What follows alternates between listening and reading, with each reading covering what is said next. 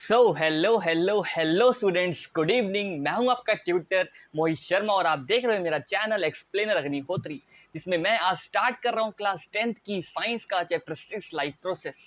तो जब भी आप कोई चैप्टर स्टार्ट करो तो उस चैप्टर के नाम को जानने की कोशिश करना, जैसे कि मैंने पिछले लेक्चर्स और पिछले चैप्टर्स में भी बोला हुआ है आपको।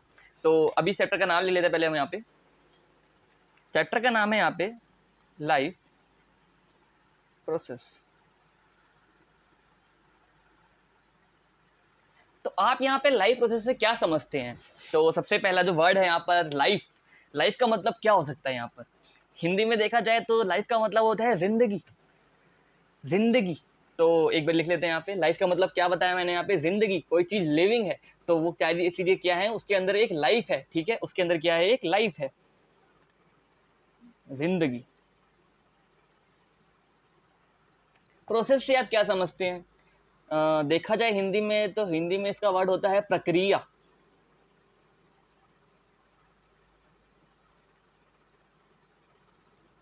तो इस दोनों वर्ड को मिला के मतलब क्या बना इसका, कि जब भी किसी जिंदगी में कोई सी प्रक्रिया चले, ठीक है, जो सी प्रक्रिया यहाँ पे चल रही है उस जिंदगी को चलाने के लिए, ठीक है, तो हमें उन प्रक्रिया के बारे में जानना है इस चैप्टर के अंदर। तो जितनी भी प्रोसेस होती हैं जो एक लिविंग ऑर्गेनिज्म को लिविंग रखने में मदद करती हैं, ठीक है, उन प्रोसेस के बारे में हम चैप्टर में जानेंगे।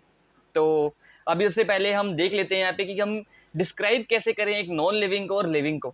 तो जैसे कि हमें पता है कि लिविंग ऑर्गेनिजम्स को और नॉन लिविंग अलग अलग होते हैं, ऑब्वियसली बात है, अलग अलग होते हैं। तो सबसे पहले हम यहाँ पे लिखते हैं कि कैरेक्टर्स क्या होते हैं लिविंग ऑर्गेनिजम्स के।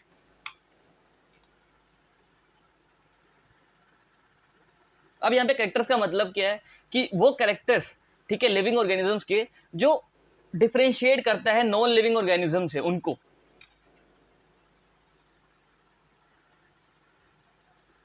Characters of living organism.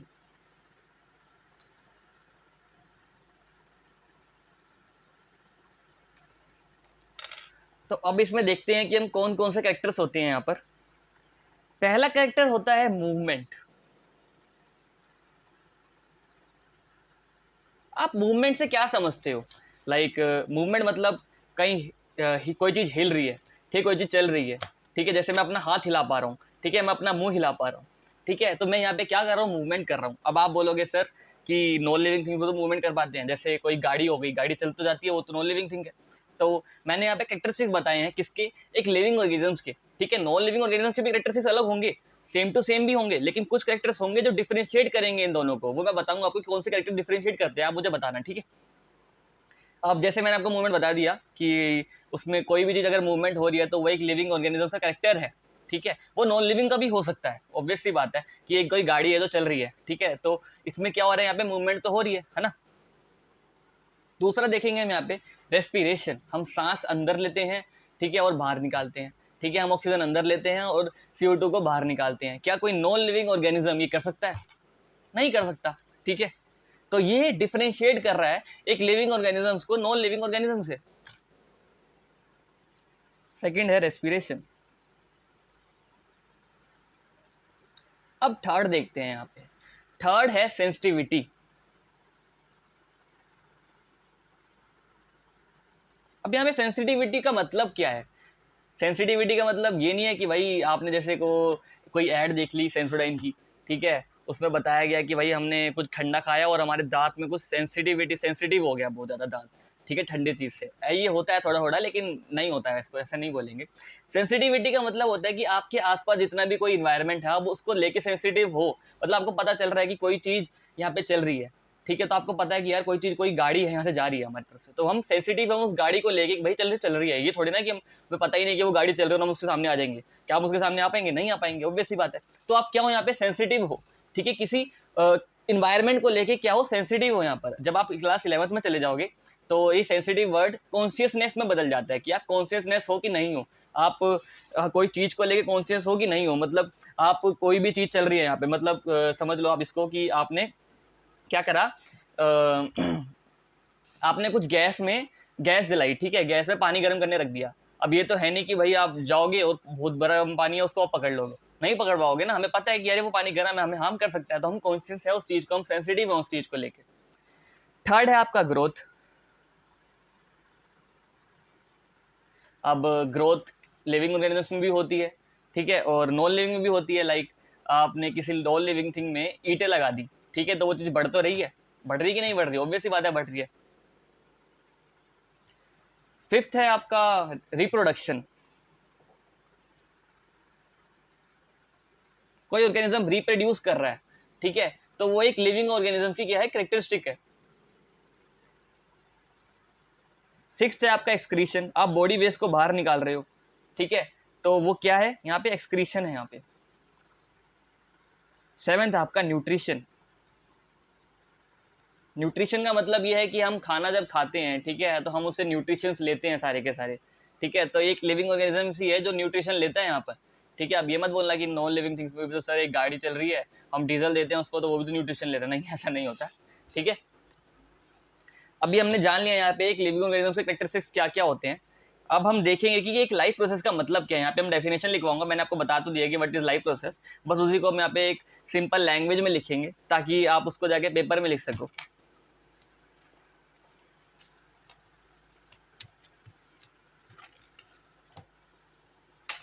तो यहाँ पे मैं क्वेश्चन लिख रहा हूँ एक, व्हाट आर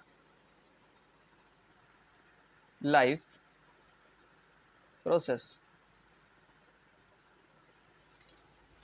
इसकी डेफिनेशन लिख लेते हैं यहाँ पर।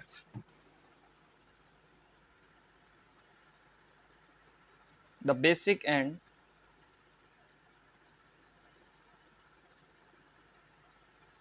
essential activities performed by a living organism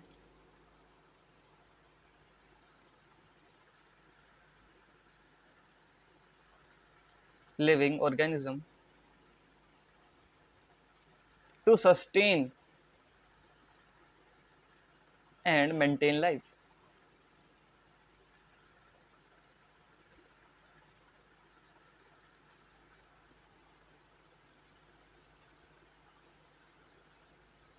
तो ये डेफिनेशन थी लाइफ प्रोसेस की। अब यहाँ पे हम उन प्रोसेस के बारे में जानेंगे कि वो कौन कौन सी प्रोसेस होती हैं जिसकी वजह से वो एक लाइफ चल रही है, एक लाइफ जिंदा है यहाँ पर।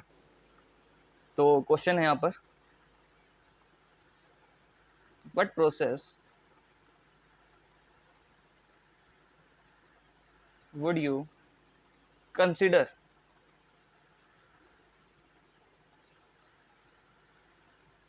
essential for maintaining life। तो उन कुछ प्रोसेस के बारे में लिख लेते हैं हम यहाँ पर एक बारी। पहला हो गया आपका ग्रोथ, डाइजेशन। ये सारे के सारे प्रोसेस हैं जिनकी वजह से जो आपके एक लाइफ में होते हैं, मतलब आपके एक लिविंग ऑर्गेनिजम्स में होते हैं।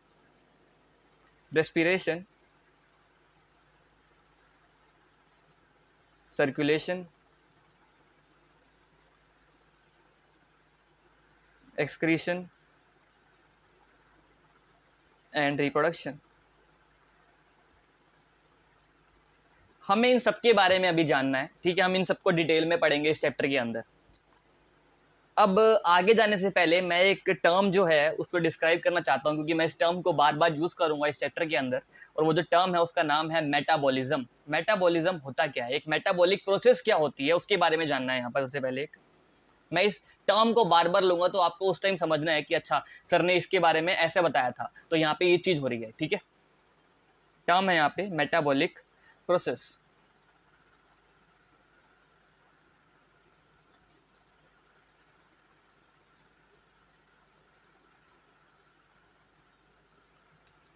जितने भी आपके केमिकल रिएक्शन, ठीक है, आपने चैप्टर 1 में पढ़ा होगा केमिकल रिएक्शन क्या होता है, जो कि मैं करवा रहा हूँ। तो जितने भी केमिकल रिएक्शन एक लिविंग ऑर्गेनिज्म, एक बॉडी के अंदर होते हैं, उन्हें हम क्या बुलाते हैं यहाँ पे, मेटाबॉलिज्म। सिंपल है, बहुत ईजी है ये, ठीक है। क्या बुलाते हैं उसे, मेटाबॉलिक प्रोसेस। क्या बुलाते हैं यहाँ पे, मेटाबॉलिक प्रोसेस या फिर मेटाबॉलिज्म। तो क्या बोला मैंने, जितने भी केमिकल रिएक्शन है वो आपके जहाँ कहाँ पे हो रही है, एक बॉडी के अंदर हो रहे हैं, तो उनको हम क्या बुलाएंगे यहाँ पे, मेटाबॉलिक प्रोसेस बुलाएंगे, मेटाबॉलिज्म बुलाएंगे। all chemical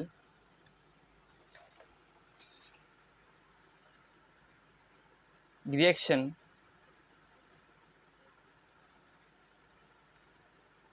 that occur in the body.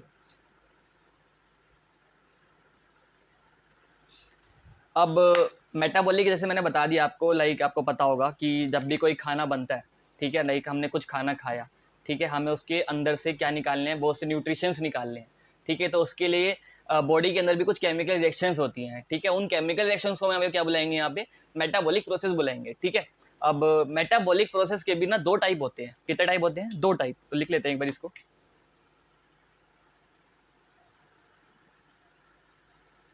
Metabolic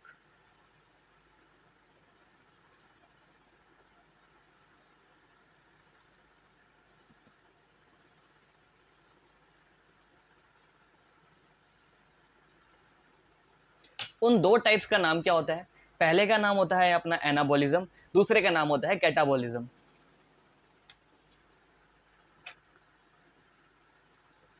first है आपका एनाबॉलिज्म, सेकंड है आपका कैटाबॉलिज्म। तो फिर अब हम पता कर लेते हैं कि एनाबॉलिज्म और कैटाबॉलिज्म क्या होता है।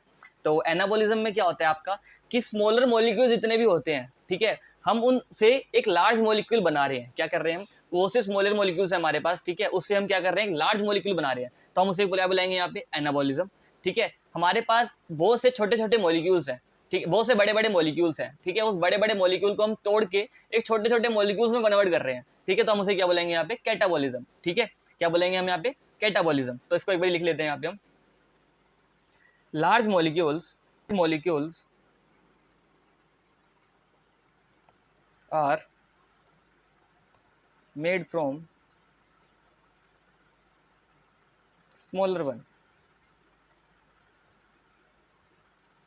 और इसमें मैंने क्या क्या बताया आपको कि स्मॉल मॉलिक्यूल्स, ठीक है, large molecules are broken down from smaller one. Large molecules are broken down from smaller one। अब ना एक छोटी सी कंफ्यूजिंग चीज़ बता रहा हूँ, इसे कंफ्यूजिंग तो नहीं बोलेंगे, मैं आपको बताता हूँ कि क्या चीज़ है वो। हमेशा याद रखना इस चीज़ को कि जब भी, ठीक है, हम कुछ लार्ज मॉलिक्यूल को तोड़ते हैं ना, तो हमारे पास एनर्जी मिलती है, ठीक है, एक एनर्जी रिलीज होती है, लेकिन लेकिन लेकिन जब भी हम छोटे मॉलिक्यूल से बड़ा मॉलिक्यूल बनाते हैं, उसमें हमें एनर्जी देनी पड़ती है, ठीक है। मैंने क्या बोला यहाँ पर कि मेरे पास एक लार्ज मॉलिक्यूल है, ठीक है, उसे मैं स्मॉलर मॉलिक्यूल्स में तोड़ रहा हूँ, ठीक है, तो एक हमें एनर्जी मिलेगी, ठीक है, और वही वही उल्टा करेंगे हम यहाँ पे कि स्मॉलर मॉलिक्यूल्स है मेरे पास, उसमें हम लार्ज मॉलिक्यूल्स में उसको कन्वर्ट कर रहे हैं, तो यहाँ पे एनर्जी क्या हो रही है, रिक्वायरमेंट हो रही है हमें एनर्जी की, उसमें एनर्जी लग रही है, ठीक है, क्या हो रहा है यहाँ पे, एनर्जी उसमें लग रही है। तो यहाँ पे लिख लेते हैं एक बार रिक्वायर एनर्जी, क्योंकि यहाँ पे क्या हो रहा है आपका स्मॉलर मॉलिक्यूल से लार्ज मॉलिक्यूल बन रहा है, तो क्या होगा यहाँ पे एनर्जी का रिक्वायरमेंट होगा, रिक्वायर एनर्जी। और यहाँ पे क्या हो रहा है आपका लार्ज मॉलिक्यूल टूट रहा है स्मॉलर मॉलिक्यूल में, ठीक है, तो यहाँ पे क्या हो रहा है, यहाँ पे आपको एनर्जी रिलीज हो रही है, यहाँ पे एनर्जी रिलीज हो रही है, रिलीज एनर्जी। तो ये कुछ डिफरेंशिएशन थे इसके टाइप्स के, किसके टाइप्स हैं ये, मेटाबॉलिक प्रोसेस के। अब जानते हैं कि यहाँ पे हम न्यूट्रिशन क्या होता है, nutrition.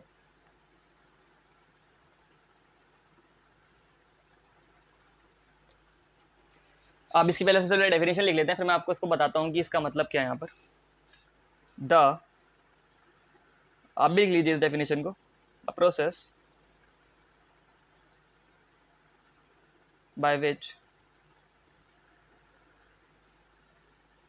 a living organism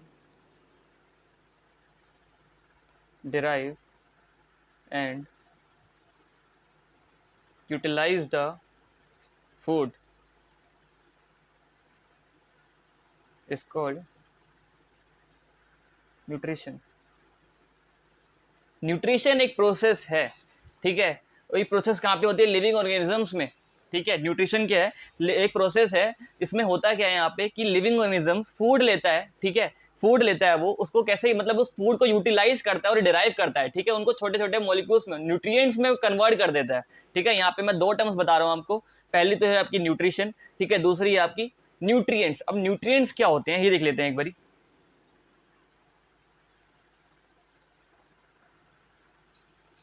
nutrient जैसे हो गया आपका कार्बोहाइड्रेट, ये क्या है आपका एक न्यूट्रिएंट है। Protein, fats, vitamins, minerals and fibres, ये सारे क्या हैं आपके न्यूट्रिएंट्स, न्यूट्रिएंट्स हैं। ठीक है, तो यहाँ पे मैंने क्या बताया आपको कि न्यूट्रिशन एक प्रोसेस है, ठीक है, जिसमें हम एक फूड को यूटिलाइज करते हैं और उसको तोड़ते हैं, ठीक है, न्यूट्रिएंट्स में। ठीक है, यहाँ पे डिराइव का मतलब क्या है, यहाँ पे तोड़ना, क्या है यहाँ पे मतलब डिराइव का तोड़ना। ठीक है, अब यहाँ पे हमने न्यूट्रिशन समझ लिया, न्यूट्रिएंट समझ लिया, हमने यहाँ पे मेटाबॉलिक प्रोसेस समझ लिया। ठीक है, अब मैं आपको बताऊंगा कि न्यूट्रिशन की ना दो टाइप होते हैं यहाँ पे। ठीक है, 2 टाइप के मोड ऑफ न्यूट्रिशंस होते हैं यहाँ पे हमारे पास। तो इसको लिख लेते हैं एक बार हम कि वो कौन कौन से, पहले से मुझे बताओ कि वो कौन कौन से न्यूट्रिशन के टाइप होंगे। आपने पढ़ा होगा इसको क्लास 8 में। पहला होता है यहाँ पे ऑटोट्रोपिक न्यूट्रिशन, दूसरा होता है आपका हेटरोट्रोपिक न्यूट्रिशन। बहुत ईजी है, तो यहाँ पे लिख लेता हूँ एक बारी में। There are 2 modes of nutrition.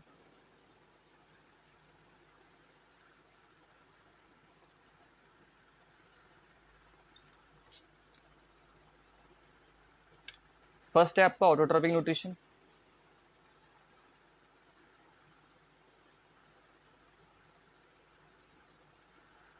अब एक ऑटोट्रोपिक न्यूट्रिशन क्या होता है, देखो ऑटोट्रोपिक न्यूट्रिशन में होता है ये एक वो न्यूट्रिशन है जिसके अंदर एक ऑर्गेनिज्म क्या करता है, अपना खाना खुद बनाता है। ठीक है, क्या करता है वो अपना खाना खुद बनाता है, जैसे कि एक फोटोसिंथेसिस में होता है। ठीक है, ग्रीन प्लांट्स अपना खाना खुद बनाते हैं कि नहीं बनाते, वो सनलाइट लेते हैं, ठीक है, वो अपना CO2 लेते हैं, उसके बाद वाटर लेते हैं वो, ठीक है, इन सबसे क्या बनाते हैं, वो अपना खाना बनाते हैं फोटोसिंथेसिस के थ्रू। ठीक है, तो वो क्या है, एक ऑटोट्रोपिक न्यूट्रिशन है। इसको लिख लेते हैं एक बारी।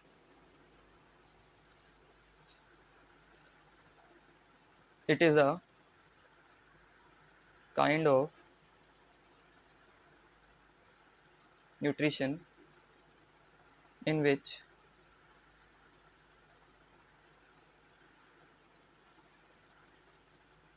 an organism prepare its own food by a process called photosynthesis।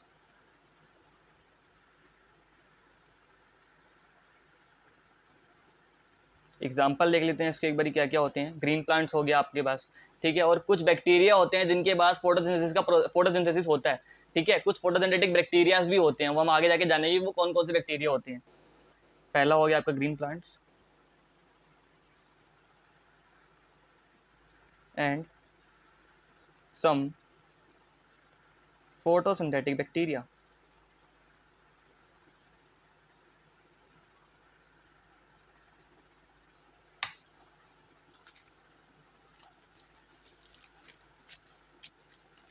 अब यहाँ पे हेटेरोट्रोपिक न्यूट्रिशन क्या होता है आपका, वो न्यूट्रिशन होता है जिसमें ऑर्गेनिज्म दूसरे ऑर्गेनिज्म से, ठीक है, फूड लेगा। ठीक है, क्या करेगा वो, उनसे फूड लेगा, तो इसको हम क्या बुलाएंगे यहाँ पे, हेटेरोट्रोपिक न्यूट्रिशन।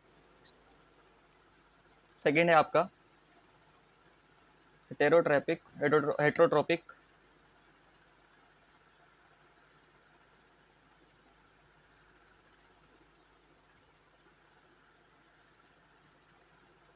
न्यूट्रिशन।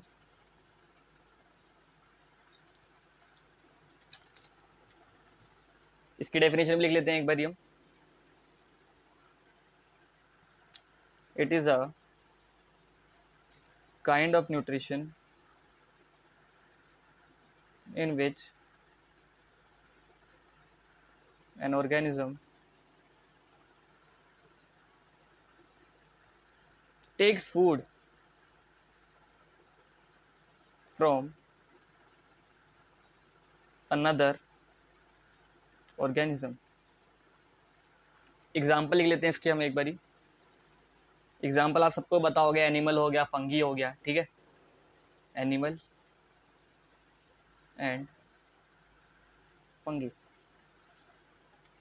अब याद रखना कि हेटेरोट्रोपिक के ना टाइप्स भी होते हैं, वो 3 टाइप्स के होते हैं। ठीक है, पहला होता है आपका होलोजोइक, दूसरा होता है सेप्रोफिटिक एंड थर्ड होता है पैरासिटिक। होलोजोइक होते हैं हम, ठीक है, हम क्या करते हैं, हम उस बने बनाए फूड को लेते हैं कि नहीं लेते हैं, उसके बाद उसको पकाते हैं, उसके बाद खाते हैं, तो वो कौन से ऑर्गेनिजम्स हो गए यहाँ पे, होलोजोइक ऑर्गेनिजम्स हो गए।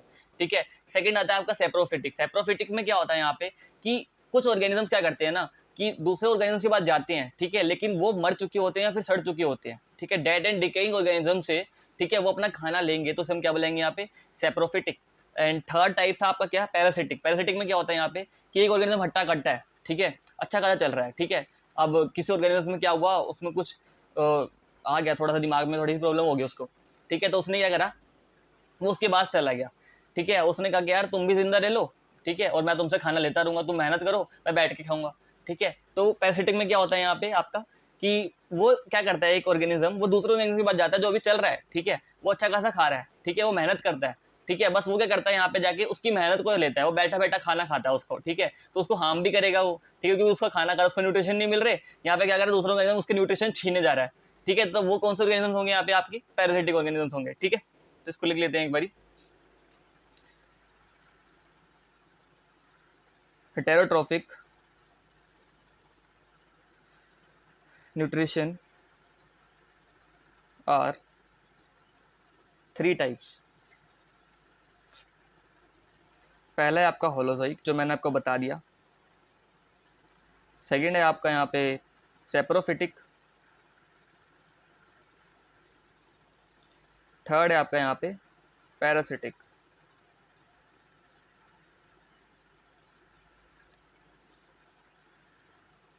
होलोजोइक से एग्जांपल लिख लेते हैं यहाँ पे हम, एमीबा हो गया, एनिमल्स हो गया, सेप्रोफिटिक ले लेते हैं फंगी, एंड पैरासिटिक लिख लेते हैं हम यहाँ पे कसकटा, टिक्स एंड माइट्स, ये सारे के सारे एक आपके ऑर्गेनिजम्स है। अब एक और चीज याद रखना कि मैं आपको बता दूं यहाँ पे ऑटोट्रोपिक न्यूट्रिशन, हेटरोट्रोपिक न्यूट्रिशन, ये दोनों अलग हैं, और ऑटोट्रोप्स और यहाँ पे हेटरोट्रोप्स ये दोनों अलग हैं, ठीक है। यहाँ पे ऑटोट्रोपिक न्यूट्रिशन में वो न्यूट्रिशंस हैं, ठीक है, और यहाँ पे ऑटोट्रोप्स में वो ऑर्गेनिजम्स हैं यहाँ पर, ठीक है, मैंने क्या बोला यहाँ पे न्यूट्रिशन के अंदर वो न्यूट्रिशन की बात करी जा रही है, कौन सी न्यूट्रिशन की, कि हम खाना खुद बना पा रहे हैं, ठीक है, खाना खुद बनाते हैं उसको खाते हैं, तो वो कौन से हुए आपके ऑटोट्रोपिक, ऑटोट्रोपिक न्यूट्रिशन, ठीक है। ऑटोट्रोप्स क्या हुए, वो ऑर्गेनिजम्स हुए जो खाना बना पाते हैं, तो ऑटोट्रोप्स क्या हुए यहाँ पे, वो ऑर्गेनिज्म जो खुद खाना बना पाते हैं, ठीक है। यहाँ पे ऑर्गेनिज्म की बात करेंगे तो वो ऑटोट्रोप्स होंगे, न्यूट्रिशन की बात करेंगे तो वो ऑटोट्रोपिक न्यूट्रिशंस होंगे, ठीक है। तो यहाँ पे हम एक बारी ऑटोट्रोप्स और हेटरोट्रोप्स की डेफिनेशन लिख लेते हैं एक बारी,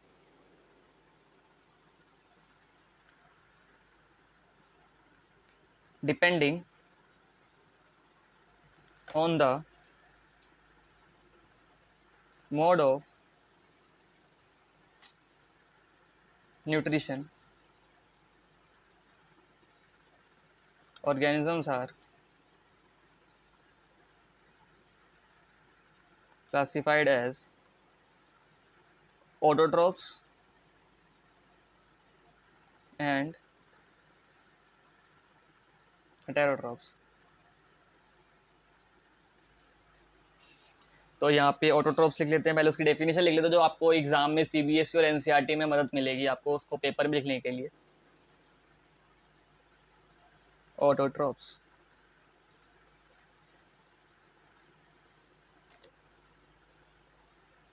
they can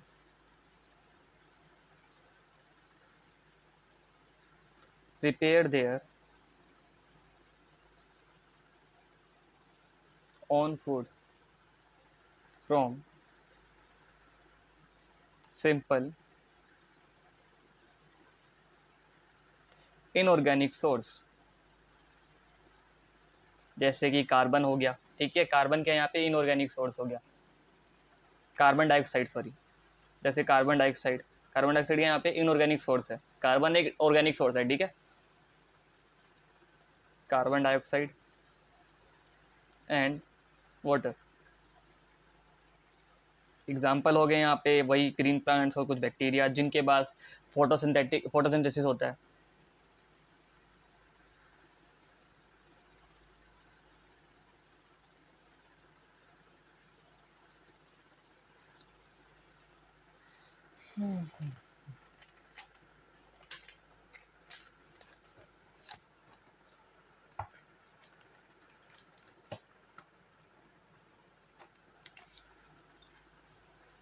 सेकंड है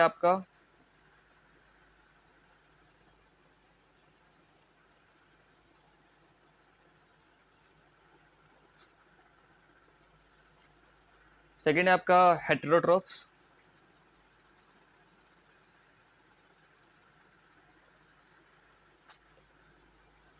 इसकी भी डेफिनेशन लिख लेते हैं हम यहाँ पे एक बारी। दे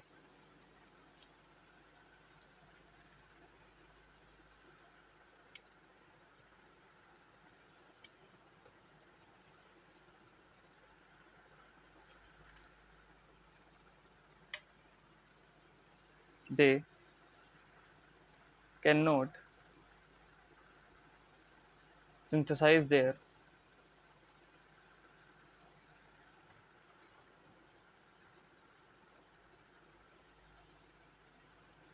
own food and are dependent on the autotrophs for obtaining complex organic substance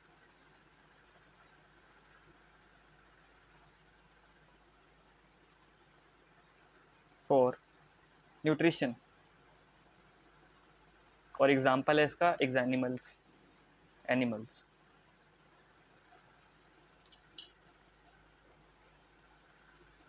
तो यहाँ पे हमने ऑटोट्रोफ्स, हेटेरोट्रोफ्स, ऑटोट्रोपिक ऑर्गेनिज्म और हेटेरोट्रोपिक ऑर्गेनिज्म के बारे में जान लिया। ठीक है, अब बारीक बात करते हैं यहाँ पे हम किसकी, ग्रीन प्लांट्स के बारे में। ठीक है, कि वो अपना न्यूट्रिशन कैसे करते हैं। ठीक है, हम यहाँ पे पहला टॉपिक पढ़ेंगे यहाँ पे न्यूट्रिशन। क्या पढ़ेंगे यहाँ पे हम पहला टॉपिक न्यूट्रिशन। ठीक है, न्यूट्रिशन में सबसे पहले हम प्लांट्स के न्यूट्रिशन को जानेंगे यहाँ पे कि वो खाना कैसे बनाते हैं। ठीक है, तो हमें पता है कि प्लांट्स के पास क्या होते हैं यहाँ पे, फोटोसिंथेसिस। तो इसको लिख लेते हैं एक बारी।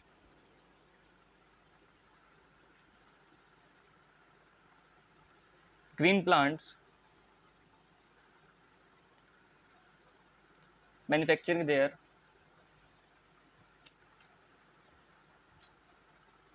own food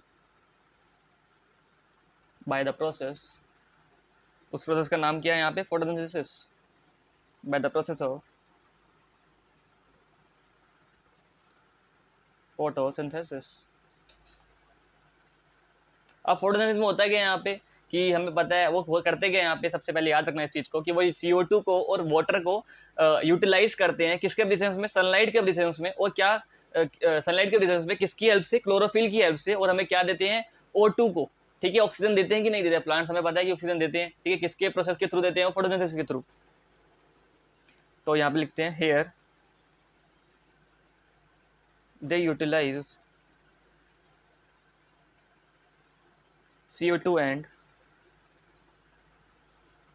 H2O in presence of sunlight with the help of chlorophyll। अगर उनके पास क्लोरोफिल नहीं होगा तो फोटोसिंथेसिस भी नहीं होगा, याद रखना इस चीज को। With the help of chlorophyll. आपको मैं बता देता हूँ कि क्लोरोफिल होता कहाँ पर है। प्लांट्स के अंदर एक क्लोरोप्लास्ट होता है। ठीक है, क्लोरोप्लास्ट के अंदर ही हमेशा याद रखना कि क्लोरोफिल प्रेजेंट होगा। With the help of chlorophyll and gives out O2 as by product. By product का मतलब क्या होगा यहाँ पे कि एक प्रोडक्ट दे रहा है वो। ठीक है, यहाँ पे बहुत से प्रोडक्ट होंगे। ठीक है, जब यहाँ पे H2O और CO2 का, ठीक है, यूटिलाइजेशन होगा सनलाइट के प्रेजेंस में with the help of chlorophyll. ठीक है, तो यहाँ पे एक बाय प्रोडक्ट होगा O2 और एक बाय प्रोडक्ट अलग होता है। ठीक है, वो उस बाय प्रोडक्ट को क्या बोलेंगे यहाँ पे, हम उसको बुलाते हैं हम यहाँ पे कार्बोहाइड्रेट या फिर ग्लूकोज बोलो उसको आप। ठीक है, अब एक छोटी सी चीज याद रखना, ये मैं आपको बता देता हूँ कि जैसे आप क्लास 10th में होंगे। ठीक है, तो इस चीज़ को आपको याद रखनी है अब कि प्लांट्स के बारे में आपने जितना पढ़ा है कि हमें पता है कि हम, ठीक है, हम ऑक्सीजन को अंदर लेते हैं और CO2 को बाहर निकालते हैं।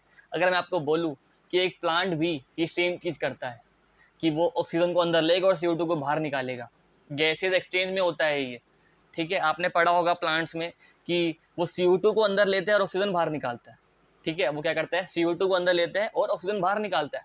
ठीक है, आपने ये पढ़ा होगा। लेकिन मैं कह रहा हूँ कि क्या, कि यहाँ पे वो ऑक्सीजन को अंदर ले रहे हो, CO2 को बाहर निकाल रहा है। तो आप भी अपनी जगह सही हैं और मैं भी अपनी जगह सही हूँ।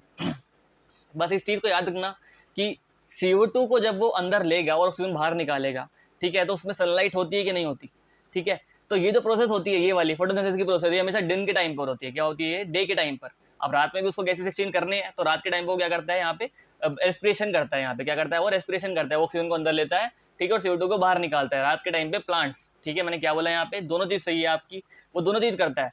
ठीक है, वो CO2 को अंदर भी निकालता है, ठीक है, और बाहर भी निकालता है, अंदर भी निकालता है और बाहर भी निकालता है। ठीक है, बस यहाँ पे दिन का और रात का समय होता है।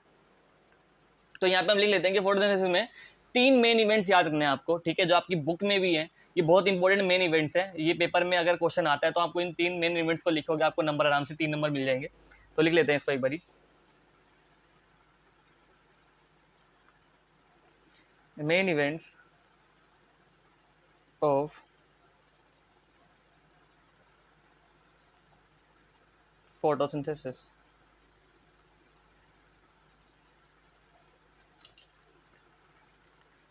पहला याद रखना कि लाइट एनर्जी को एब्जॉर्ब करता है किसके थ्रू, किसके विद द हेल्प ऑफ, किसकी हेल्प से, क्लोरोफिल की हेल्प से। अब यहाँ पे लाइट एनर्जी क्या है, यहाँ पे sunlight, absorption of light energy by chlorophyll.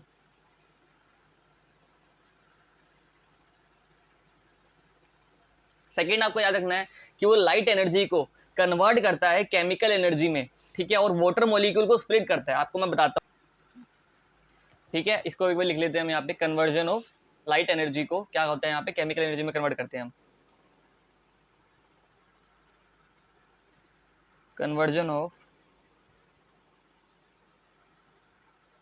Light energy to chemical energy.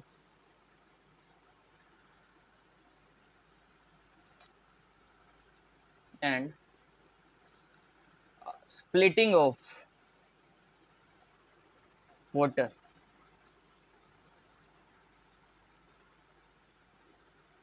molecules into hydrogen and oxygen.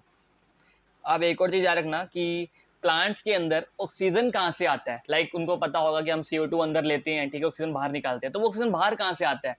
तो याद रखना कि वो ऑक्सीजन CO2 से नहीं आता, CO2 का जो O2 है वहां से नहीं आएगा। ये वो कहाँ से आएगा, वाटर के O से आएगा। कहाँ से आएगा वो, वाटर के ऑक्सीजन से आएगा। क्या, यहाँ पे ऑक्सीजन, ठीक है, वाटर के जो O मॉलिक्यूल है वहां से यहाँ पे ऑक्सीजन जनरेट होता है जब भी यहाँ पे एक फोटोसिंथेसिस होती है। ठीक है, याद रखना CO2 से नहीं आता, कहाँ से आता है वो, H2O से आता है वो, क्या, oxygen.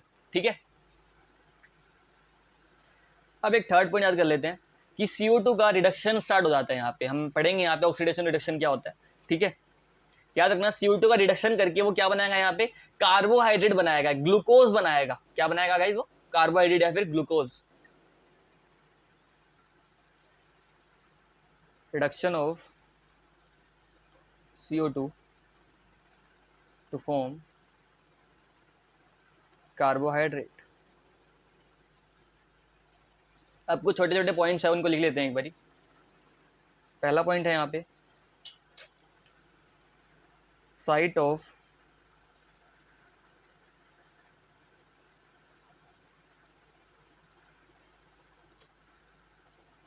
Photosynthesis in the leaf is chlorophyll. Chlorophyll की जो साइट होती है वो फोटोसिंथेसिस की जो साइट होती है वो क्लोरोफिल होती है।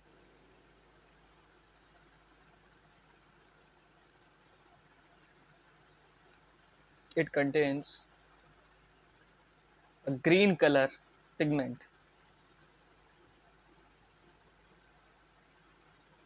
जिसे हम यहाँ पे क्लोरोफिल बुलाते हैं। और ये कहाँ पे होता है, जैसे मैंने आपको बताया, ये क्लोरोप्लास्ट के अंदर होता है। अगला एक छोटा सा पॉइंट है, हम यहाँ पे एक अमीबा के बारे में जानेंगे कि एक अमीबा क्या होता है। ठीक है, अमीबा अपना न्यूट्रिशन कैसे लेता है। क्या रखना, वो अमीबा होता है वो सूडोपोडिया के थ्रू अपनी न्यूट्रिशन लेता है। ठीक है, यहाँ पे अमीबा क्या है, एक बैक्टीरिया है। ठीक है, क्या है वो, एक बैक्टीरिया है। ठीक है, यूनिसेलुलर ऑर्गेनिज्म है। बैक्टीरिया तो नहीं बोलेंगे, इसको यूनिसेलुलर ऑर्गेनिज्म बोलेंगे, ठीक है। अमीबा क्या है, यूनिसेलुलर ऑर्गेनिज्म है वो क्या करता है, छोटे बैक्टीरियाज को जब अंदर लेगा, ठीक है, उनको अंदर खाएगा, तो वो कैसे खाएगा, उसको सूडोपोडिया के थ्रू, वो एक फिंगर लाइक प्रोजेक्शन बना देगा, जिसको हम क्या बुला रहे हैं यहाँ पे, सूडोपोडिया।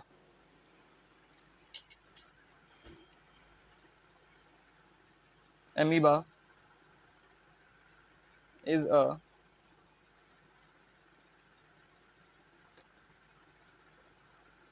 unicellular organism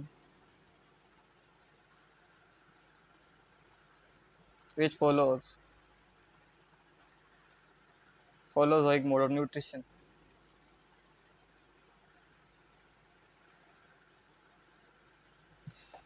हमेशा याद रखना एक और चीज कि अमीबा, याद मैंने आपको बताया था कि अमीबा क्या करता है, होलोजोइक मोड ऑफ न्यूट्रिशन को फॉलो करता है। Amoeba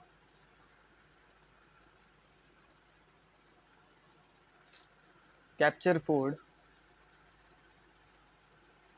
with the help of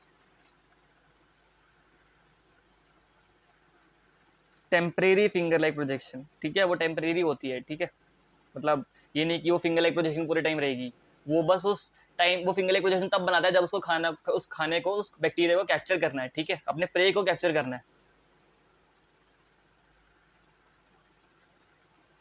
temporary finger like projection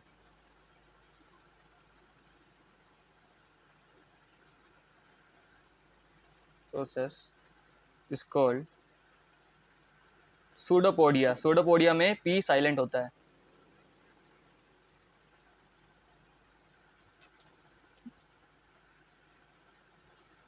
अब जैसे मैंने आपको बताया कि प्लांट्स गैसेस का एक्सचेंज करते हैं, ठीक है, CO2 को अंदर लेते हैं, ऑक्सीजन को बाहर निकालते हैं, तो वो किसकी हेल्प से निकालते हैं यहाँ पे, ठीक है, मैं बताता हूँ। प्लांट्स के अंदर ना छोटे छोटे पोर्स होते हैं, जिनको हम यहाँ पे क्या बुलाते हैं, स्टोमेटा। क्या बुलाते हैं यहाँ पे हम, stomata.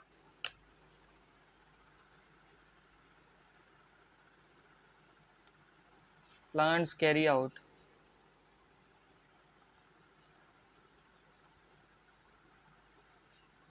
exchange of gases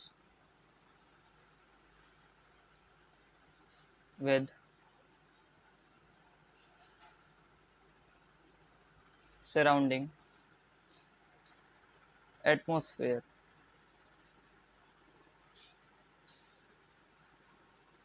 through stomata। अब एक और चीज सुनना कि स्टोमेटा के अंदर ना कुछ सेल्स होते हैं, ठीक है, उन स्टोमेटल पोर्स के अंदर क्या होते हैं, यहाँ पे कुछ सेल्स होते हैं, ठीक है, मतलब स्टोमेटा की ओपनिंग एंड क्लोजिंग होती है, ठीक है, स्टोमेटा कभी कभी बंद होगा और ओपनिंग होगी, ठीक है, तो ओपनिंग और क्लोजिंग, ठीक है, स्टोमेटल पोर्स की कौन यहाँ पे कंट्रोल करता है, गार्ड सेल, ठीक है, कौन सा सेल करता है यहाँ पे उसको control, guard cell. Guard cell जब ओपन होगा तो यहाँ पे गैसेज एक्सचेंज होगा, जब वो क्लोज होगा तो गैसेज एक्सचेंज नहीं होगा।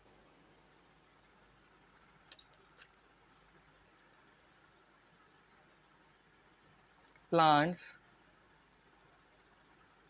carry out exchange and closing of stomatal pores which are controlled by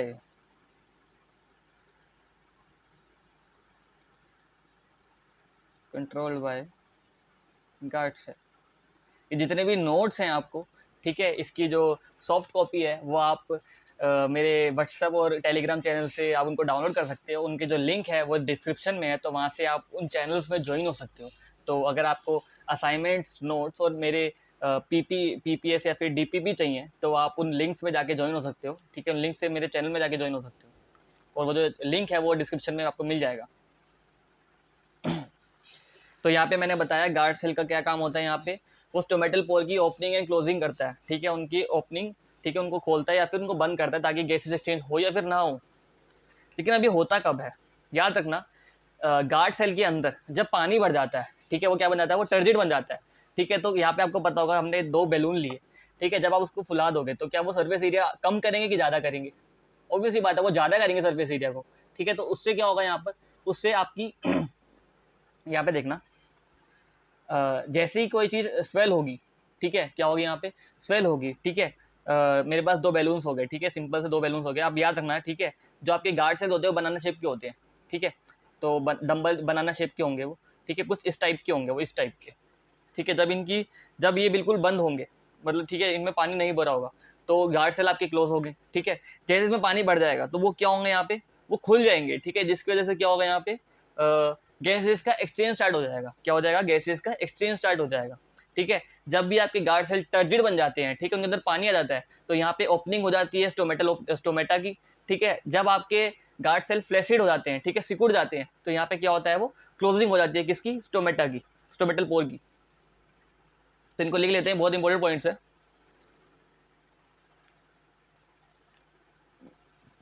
When guard cell uptake water from surroundings cells, they swell, ये फूल जाते हैं, to become a turgid body. This enlarge the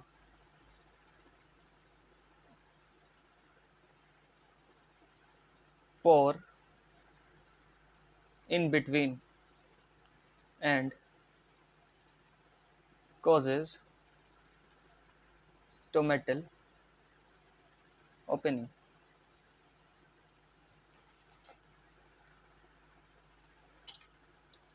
second में क्या होगा आपका, जब पानी को हम रिलीज कर देंगे, when water is released,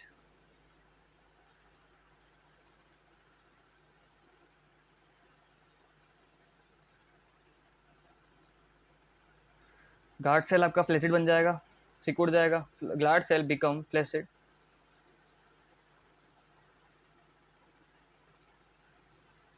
this closes the pore in between, causing stomatal closing. तो आज की वीडियो के लिए इतना ही। अगली वीडियो में हम करेंगे ह्यूमन बीइंग्स का न्यूट्रिशन कैसे होता है, उसकी प्रोसेस को जानेंगे हम, और वो जो प्रोसेस होगी उस प्रोसेस का नाम होगा यहाँ पर आपका डाइजेस्टिव सिस्टम, ठीक है। डाइजेस्टिव सिस्टम को हम यहाँ पे जानेंगे, ह्यूमन एलिमेंट्री कैनाल को जानेंगे, और न्यूट्रिशन को जानेंगे कि ह्यूमन बीइंग्स में न्यूट्रिशन कैसे आते हैं, ठीक है। प्रोटीन्स, कार्बोहाइड्रेट, यहाँ पे फैट्स कैसे आते हैं एक बॉडी के अंदर, एक ह्यूमन बीइंग के अंदर, तो इसको हम अगले पार्ट्स में डिस्क्राइब करूंगा मैं इसको। तो अभी के लिए सिर्फ इतना ही है, ठीक है। आप इन नोट्स को याद कीजिए, और ये अगर आपको नोट्स चाहिए, मेरे असाइनमेंट्स चाहिए, ठीक है, एंड पीडीएफ चाहिए आपको, इनकी सॉफ्ट कॉपी चाहिए, तो आप मेरे डिस्क्रिप्शन में लिंक दे रखा है मेरे टेलीग्राम और व्हाट्सएप चैनल का, आप वहाँ पे आप ज्वाइन हो सकते हो। आपको वहाँ पे सारे के सारे यहाँ पे फोटोज़ मिल जाएगी, सॉफ्ट कॉपी मिल जाएगी, सारे पीडीएफ मिल जाएंगे, असाइनमेंट मिल जाएंगे, नोट्स मिल जाएंगे, तो वहाँ से आप इसको ज्वाइन कर सकते हो। तो अभी के लिए सिर्फ इतना ही, मिलते हैं अगली वीडियो में, गुड बाय।